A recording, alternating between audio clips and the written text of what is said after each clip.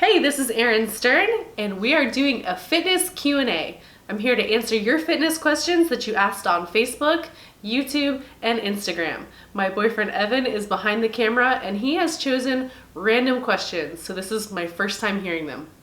Let's get started.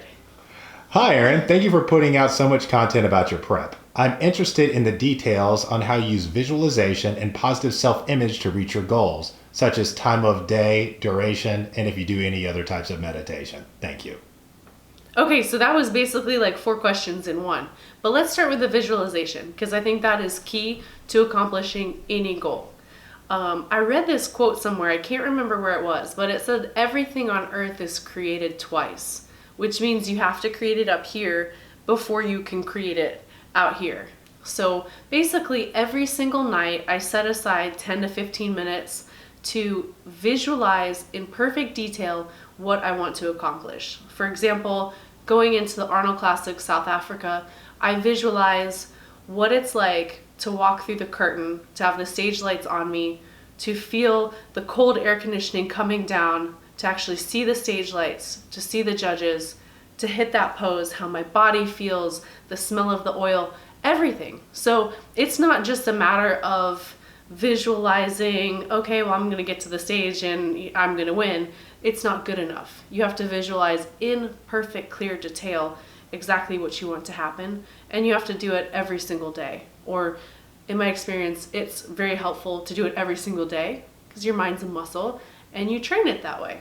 I want to get into guided meditation. I find that with the visualization, I'm really good at it, but with the meditation, I have a hard time just sitting quietly and focusing on one thing. Like my mind's like, so I think guided meditation is probably what I'll get into. And I do think it's very helpful.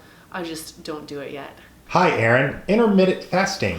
When to use it, how to incorporate it around your training, etc. Thanks.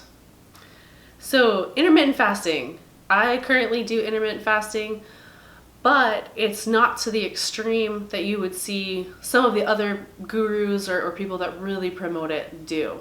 So I'm not doing like the 16-8 program where I'm only eating 8 hours a day. It's usually more of a 12-hour eating window. And that's super easy because 8 of those hours you're sleeping. So the other couple of hours is either before bed or when you wake up.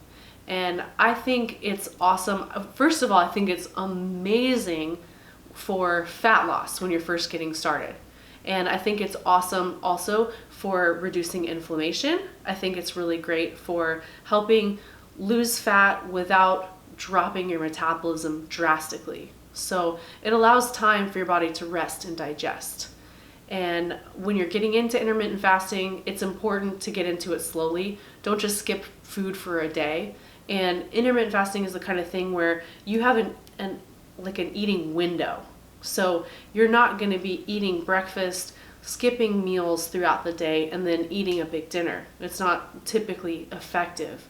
What you want to do is eat a few 3 to 5 small meals within a window of time, and then allow your body time to rest. So start with a 12-hour eating window, 8 o'clock in the morning to 8 o'clock at night, or 7 to 7, something similar.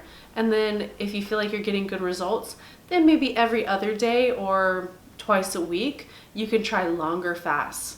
But for someone who has body fat to spare, longer fasts are awesome, but it's that balance, right? You're trying to find the amount of time that you can fast and still make progress in the gym. And for me, it's right around 12 hours. I'd love to hear your thoughts on training abs. How much emphasis should one put on training abs? I feel the information out there is confusing between abs are made in the kitchen and are you training your core enough? Ooh, good question. I think right now I'm not really training abs, but I do a lot of Olympic lifts, kettlebell swings, HIIT training with the sprints, and that typically trains abs. I would say look at what your goals are, and that will kind of determine how you're going to train your abs or if you're going to train them. And for me, I've always leaned down and had pretty, prominent looking abs. So it doesn't make sense for me to go into the gym and really try to build those up will make my waist look larger. So I don't train them, but what I do train is the TVA, and that's in the form of vacuums. And then the transverse abdominis runs underneath your abs and can act as an internal girdle.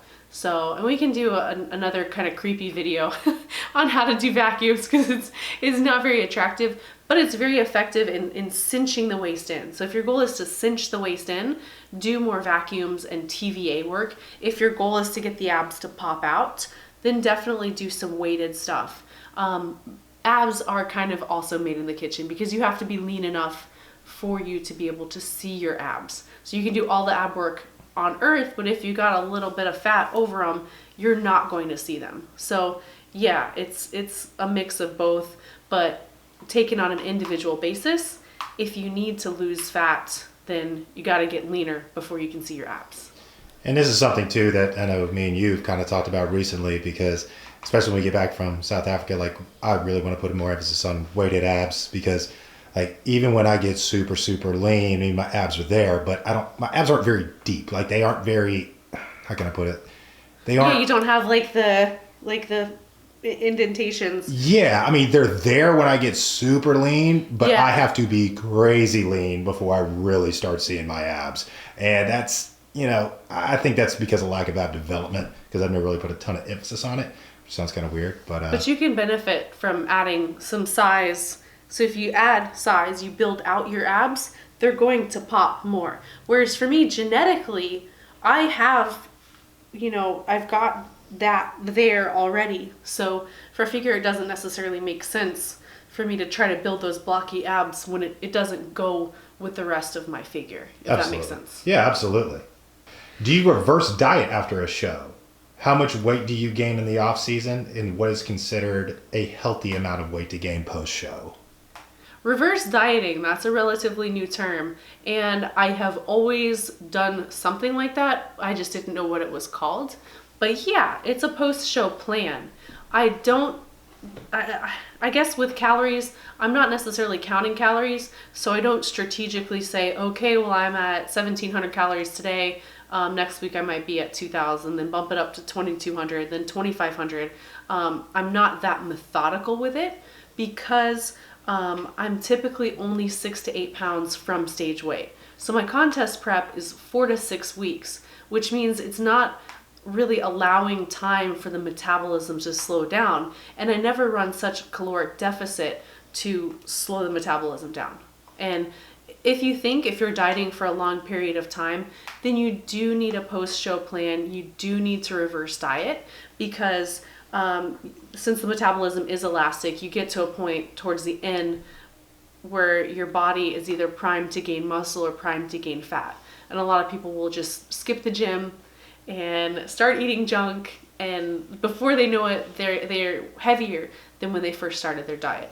So the goal is to stay relatively lean year round, to not diet for a long time, to not practice these super, super crazy low-calorie diets, and then to have a plan to keep training after the gym, to take those extra calories and really put it into what I call Beast Week or the Beast Weeks after, where you're priming yourself to gain muscle. So that's my strategy.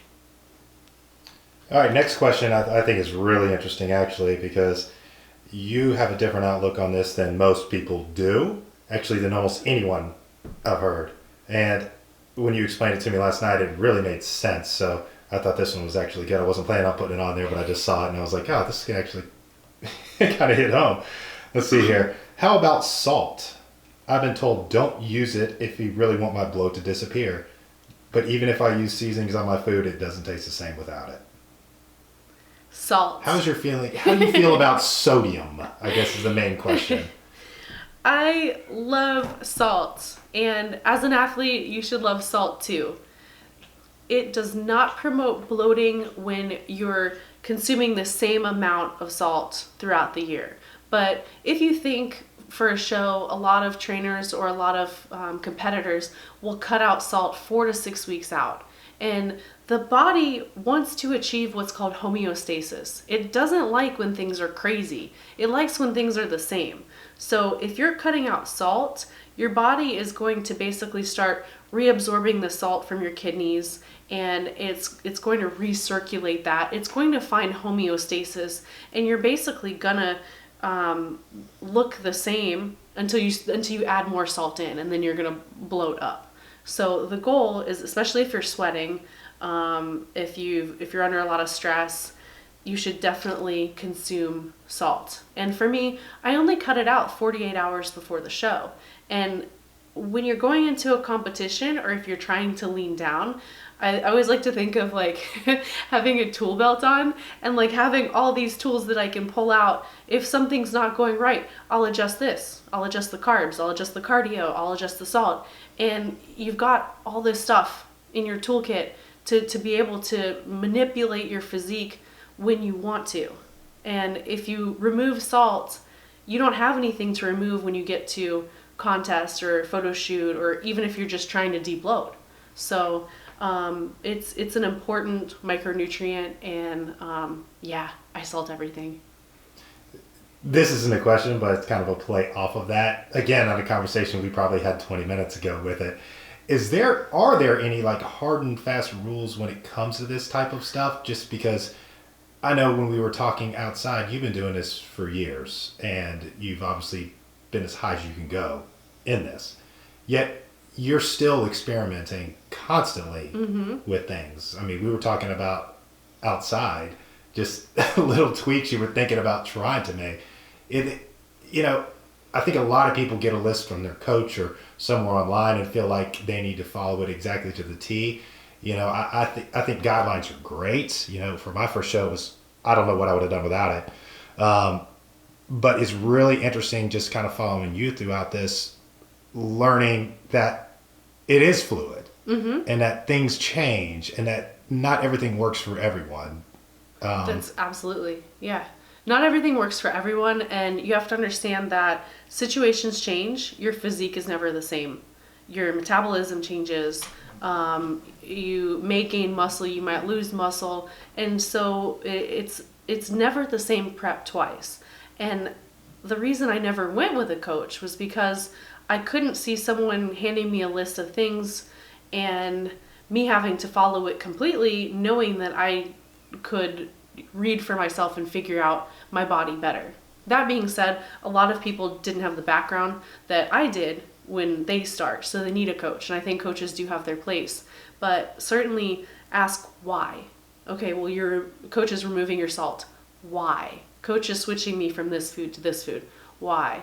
And really, as you're prepping or as you're dieting, if you get information and there's a food that tends to sit in your stomach, that's important. That's feedback. And I think I try to continue to learn, because there's never a perfect prep, and I'm always in search of the perfect prep.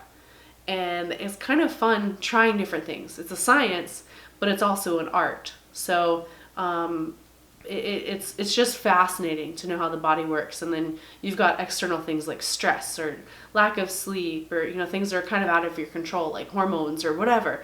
And you have to just try to eat and train around that, and just try to put it all together. How to stay on your diet when life gets in the way. Work ordering food into the office, friends wanting to go out. How do you balance it all? So how do you balance it all? The first question I have is, how badly do you want it? And how much do you like the office food, the donuts, and the social eating and stuff? It's all about balance. And I don't think achieving your ideal physique means cutting everything out, but I think it means making smart choices. And that's like 80 to 85% of the time doing the right thing. So if it's a social event and you're on your diet, maybe order grilled meat with vegetables and rice. It's always a safe choice. If someone's ordering food in and it's donuts, and you love donuts, then plan for it. Maybe that's kind of your treat meal for the week. So start being a little bit more strategic with stuff. And people at first are not going to understand, because I went through this when I first started.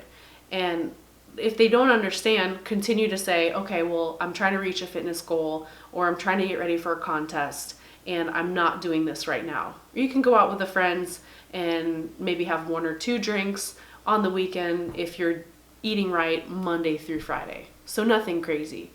But I think it's kind of up to you, again, is what your goals are and how serious you are. You're going to make faster progress if you're doing right 100% of the time, but you also might not enjoy life. So try it out and take your progress pictures and see how maybe one night a week or one breakfast at the office a week, see how that treats you. And guarantee it's probably going to help you stay on track because you're not feeling deprived. How often do you have cheat meals during prep and off season, and what do you usually eat?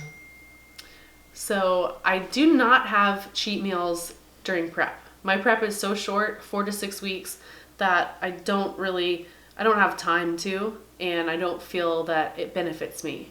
That being said, if I feel really flat in the beginning of prep, I will go get a couple of sushi rolls or something that's not necessarily on the list of things I had planned to eat, and I'll just eat that.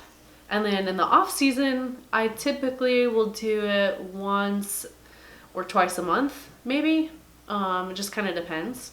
And I love, love, love the frozen yogurt. A tub of it with all the toppings, or all you can eat sushi, either sushi or like frozen yogurt. In the spirit of contest prep, how do you know when you're lean enough or ready to step on stage? How do you know when you're lean enough? Well, you should be looking at the divisions that you're going to compete in and take progress pictures and really have someone who has an objective eye look at you, not your best friend, be like, oh yeah, you look good. I think for women, it's somewhere between like 7 and 11% body fat for figure. Bikini, probably a little bit higher, maybe 12 to 15%. The guys, obviously, the body fat will be lower for that. But I've always been under the impression that I would get in the best possible shape I could be. So I wanted to be as conditioned as I possibly could be without starting to look emaciated. So you're trying to find this balance, and it's very much an individual thing because you could be big boned and have like long muscle bellies, and your skin might be thick, so you can hold a little bit more fat, or you might have a small frame like I do, and if I hold fat, I just tend to look like blobby on stage. So I know for me, I have to get like towards the lower side of leanness to look good on stage. So again, look at your body type, your bone frame, your muscle shape, and your skin thickness in order to ascertain where you should be. Is there really such thing as peak week? Or do you just do what you do until showtime? Peak week. It is real. It's terrible. No, it's and I think most people go through peak week, and it varies from competitor to competitor. Me, for example, I like to carb load during the last 2 days before going on stage. So I'll carb deplete and then I'll carb load. Some people will fat load, especially if they're on the keto diet, and you'll manipulate carbs, you'll manipulate sodium, and then for me, I'll go through depletion workouts. So let's say, it's Saturday today, the show is next Saturday, so tomorrow I'll cut carbs, and that will be my first depletion workout. And it's basically like 30 to 40% of the weight that I would normally do, and I would just do 15 to 20 reps of a circuit for, let's say, backs. I might do lat pull down, rows, pullovers, straight arm push down, all in a row, and just kind of burn it out. And the goal is to get rid of the glycogen in the muscles so that when you load carbs, so your energy source is glycogen. When you load carbs 2 days before the show, your body kind of super compensates and you're able to hold even more. So your muscles will draw water and energy into the muscular cells, and that's what makes you look fuller and tight or peeled, that kind of look. So there's a science behind it, but it's also an art too. And I've known friends who don't do a peak week, they're just kind of like full year round, so they don't have to. So again, it just depends on the competitor, but I would, if you're just getting into it, just do a basic 3-day depletion where you're cutting out carbs, and then like a 2-day carb load where you might get between 200 and 400 grams of carbs each day before your contest. Here's a question that I think probably a lot of females have, and if you got an answer to this, then you may win the Nobel Peace Prize. But how should your training and diet go during PMS before periods, and how in the world do you beat bloat during that time? The dreaded PMS. That's a very good question. I have been doing a little bit of research on it because it's something that kind of plagues me too. It's like 4 or 5 days before I have just, like a bloat that's kind of gross. And you notice it even more when you're lean. A calcium supplement will tend to help that a lot. You might not want to work out, but going to the gym and sweating will release endorphins, and it's really, really good for cramps. So you'll feel better. As far as salt intake, if you're not getting ready for a contest or anything, you want to just get rid of water fast, you can decrease your salt intake for a couple of days because that will help you drop water. And it might seem counterintuitive, but drink more water and make sure you're getting enough potassium in the form of whole foods. So, lots of veggies, and I think a lot of lean meats have potassium too. So those are just a few things that you can do, and don't stress about it. Make sure you're getting enough sleep, and welcome to the joys of being a woman. One of the many. And the last question, I'll actually ask this question with it, just because we were trying to film the video asking 4 questions to put it on Instagram. We were having a little trouble with it because you were dealing with diet brain. Yes, diet brain. Please explain to people what diet brain is. Diet brain actually is from when you've reduced your calories and when you've reduced your carbs just a little bit. So the body has to run, or the brain needs sugar to run. And when you deprive the brain of that, it has a very hard time. And sometimes when you've reduced your overall caloric intake and you're not getting enough healthy fats, or maybe you're not fat adapted, you've burned through your carbs for the day and your body is kind of stuck in no man's land. So it's either trying to burn protein for fuel, or it may try to start producing ketones, which your brain can run on those too.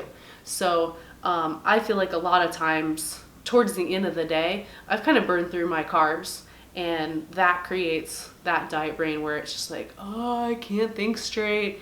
And then also when you reduce your carbs slightly, you know that is causes a drop in serotonin levels. So you're just physiologically putting yourself through the diet makes you not think straight, and then it also can make you kind of grumpy. And the whole hangry thing too. There's that. All right, I got kind of actually one more question off that then, because I try to learn along with everyone else. What about people, because a lot of people now are on just low carb diets. Is it more based on like your base level and dropping that base level down? Like say you're used to 200 carbs a day, then you drop it to 50 carbs a day. And then, your brain won't work the same. But what if you're used to just having 50 grams of carbs a day? It's typically might not be a problem if you're consuming fats too. The problem comes in with the traditional bodybuilder's diet. And the traditional bodybuilder's diet is like tilapia and asparagus. And it's like, here, enjoy. And what can your body really glean from that? Nothing. I mean, it can take the protein through a process called gluconeogenesis and break it down into sugar. But it's very expensive for the body to do that. So your body is looking for energy in some way, shape, or form. And I think too, when you get to a certain level of leanness, there aren't a lot of fat stores. So the body's not readily wanting to use your body fat, or not able to use your body fat for energy. And I'm still learning on this, but you think about the roles of macronutrients. So you consume carbs and you consume fats, and both can be stored for energy. But if you're not giving yourself enough carbs and you're not giving yourself enough fats, then what do? The body is sort of stuck in the middle, and that's kind of the rub too. And then you think too, if you're consuming nothing but protein and carbs, never consuming fats, never doing intermittent fasting, then you're very much going to be burning carbs and trying to look for sugars to run on. Your body's not going to want to burn fat. So, yeah, I mean, it's a tough way. And I think that's why people get super, super hangry and super, super low energy when they're dieting, because they're really just not giving their body any kind of nutrients or energy to run on. That makes sense. So it's pretty much a lack of something in your body, either a lack of carbs, a lack of fats, because obviously when you're cutting down, especially during like a peak week or something, your fats are going to be pretty low, and your carbs are going to be low, and your protein will be pretty solid. But outside of that, your body's basically just kind of running on E. Yeah, and I think for my peak week diet, it's 4 days. But that's the diet that a lot of people will be on for 4 to 10 weeks. So, I mean, that's the problem. And then when the body does get carbs after a show, that's when you have the rebound, because it hasn't had anything like that. It hasn't had the energy. It's basically, your body will adapt to kind of whatever you're giving it over time, but it doesn't make it right. So after a show, if you get all this fat, all these carbs all in one, your body's just primed to gain fat. Perfect. We got a little bit off topic there in a bunch of different directions, but I think it's super interesting. So, I think probably a lot of people will too. That's it for questions this time. Thank you so much for submitting them. If there's anything you want to see next time, just ask a question below and we'll get to it. Train hard, y'all.